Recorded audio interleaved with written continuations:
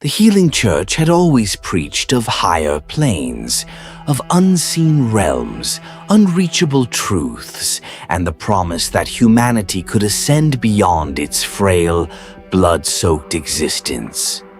But while the common folk clung to prayers and rituals, there were those within the church who sought something far more dangerous.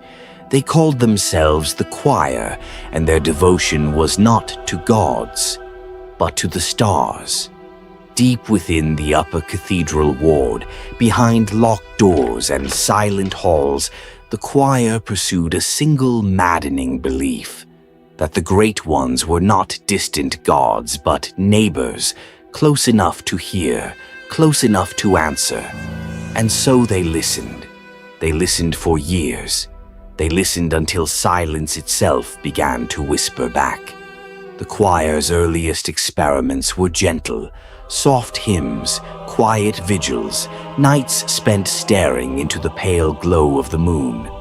But devotion has a way of rotting into obsession, and obsession has a way of demanding sacrifice. Soon the choir turned their gaze toward the strange, pale creatures found wandering the hidden gardens of the cathedral. Frail, timid beings with soft, swollen heads and trembling limbs. The church dismissed them as harmless oddities. The choir saw them as seeds. They believed these creatures were touched by the cosmos, embryonic forms of something greater. And if nurtured, if guided, if reshaped, they might become the very messengers the choir longed for. Thus began the quiet transformation. The choir fed them blood infused with celestial resonance. They bathed them in moonlight filtered through strange lenses. They whispered prayers not meant for human ears, and slowly, painfully, the creatures began to change. Their heads swelled, stretching like blooming stars, their bodies thinned, bones lengthening into fragile, trembling limbs. Their skin grew pale and translucent, as if the cosmos itself were shining through. They were no longer simple creatures. They were emissaries, living conduits between humanity and the great ones. But the choir wanted more. They wanted a voice that could speak back, a being that could answer their prayers, a messenger that could bridge the gap between dream and waking world. So they chose one creature among the many, one seed that showed promise, one pale figure whose head shimmered with faint, star-like motes. They isolated it, they nurtured it, they whispered to it day and night, and the emissary listened. It listened with a patience no human could fathom. It listened with a stillness that felt almost holy.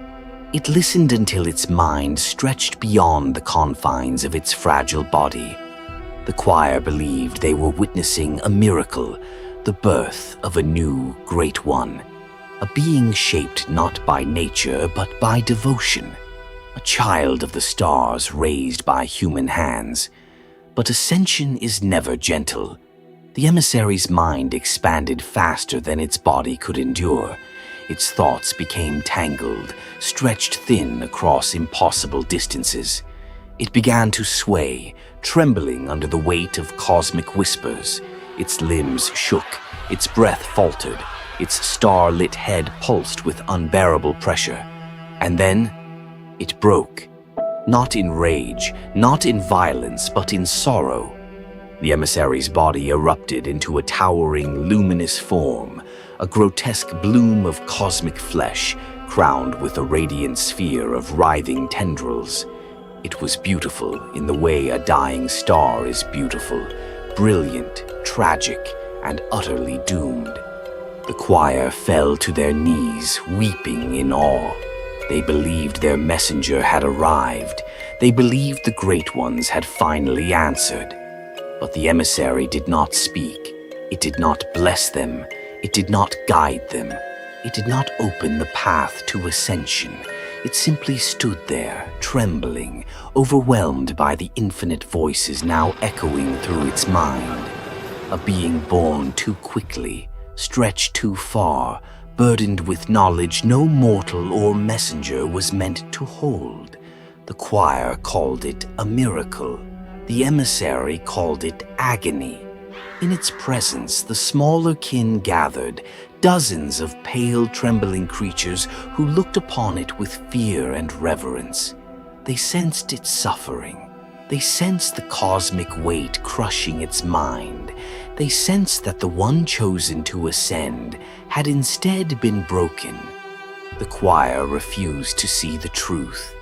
They continued their rituals, their hymns, their desperate attempts to coax meaning from the emissary's trembling form. They believed every flicker of its starlit head was a sign. Every shudder was a blessing. Every twitch was a message. But the emissary was not speaking. It was drowning. When hunters eventually breached the Upper Cathedral Ward, they found the emissary surrounded by its kin. A silent congregation gathered around a dying star. The smaller creatures did not attack. They did not flee. They simply watched, as if mourning the fate of the one chosen to ascend.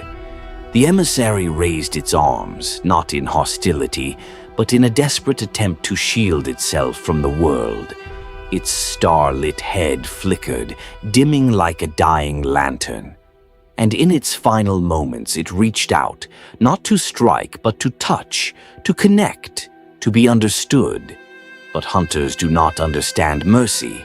Steel met flesh, light met darkness, and the emissary collapsed, its cosmic form unraveling into drifting motes of pale dust. The choir's greatest creation died without ever speaking a single word.